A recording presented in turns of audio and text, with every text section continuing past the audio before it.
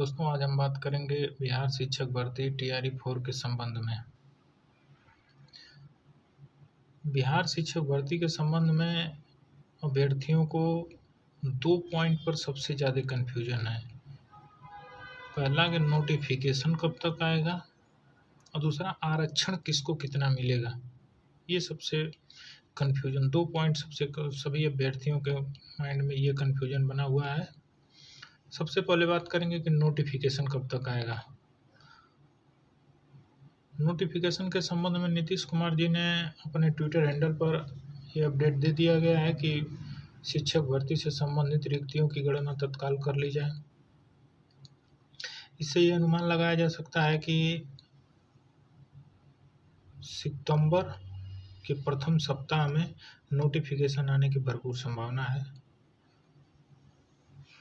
दोस्तों ये नोटिफिकेशन विधानसभा चुनाव से पहले आ सकता है, लेकिन परीक्षा करना विधानसभा चुनाव से पहले परीक्षा कराना ये संभव नहीं है।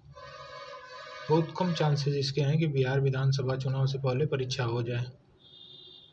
हाँ, नोटिफिकेशन निश्चित रूप से चुनाव से पहले आ जाएगा, लेकिन परीक्षा कराना संभव नहीं है। परीक्षा तो चुनाव के बाद ही होगी। दूसरा सबसे बड़ा कन्फ्यूजन ये बना है कि किसको कितनी सीटें मिलेंगी, आरक्षण किसको कितना मिलेगा, इस पे बात करते हैं। सबसे पहले 50% आरक्षण तो पहले से ही चला आ रहा है। 10% आरक्षण ईडब्ल्यूएस को दे दिया गया, मतलब टोटल आरक्षण 60% दे दिया गया। बच गया 40% सीट। सबसे ज़्यादा कन्फ्यूजन इसी में है कि उस 40% में से किसको कितना मिलेगा। सबसे ज़्यादा कन्फ्यूजन यही है। थोड़ा सा ध्यान से समझने का प्रयास करेंगे, समझ लेंगे। 40% जो सीट बची है उसको 100% मानिए। उसका 35% बिहार की अस्थाई महिलाओं को मिलेगा, क्योंकि नीतीश कुमार ने अपने ट्विटर हैंडल पर ये बता दिया है कि 35% सीटें बिहार की महिलाओं को मिलेंगी। जो अस्थाई निवासी हैं उनको 35% सीटें तो बिहार के अस्थाई महिलाओं को मिल जाएंगी। बच गया 65%। 65% में से लगभग 50% सीटें उन अभ्यर्थियों को मिलेंगी जो बिहार के अस्थाई निवासी भी हैं और अपनी पढ़ाई भी बिहार से, इंटर हाई स्कूल की पढ़ाई भी बिहार से पूरी किए हैं। 15% सीटें और बचती हैं। 65% था तो 50% बिहार के, 35% बिहार की महिलाओं को मिल गया, 50% वहाँ के अस्थाई निवासी जो वहाँ से पढ़ाई पूरी किए हैं उनको मिल गया। बच गया 15% सीट।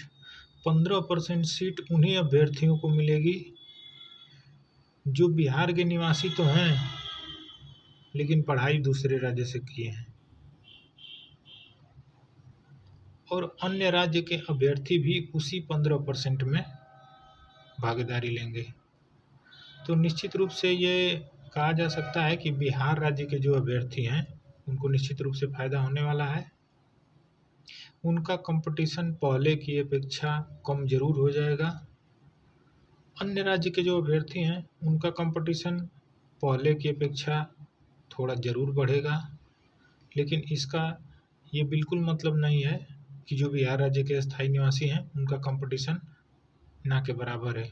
अभी भी बहुत कंपटीशन है, इसलिए आप अपनी तैयारी को मजबूती से बनाए रखें। धन्यवाद दोस्तों। मिलेंगे नेक्स्ट वीडियो में नेक्स्ट टॉपिक के साथ। धन्यवाद।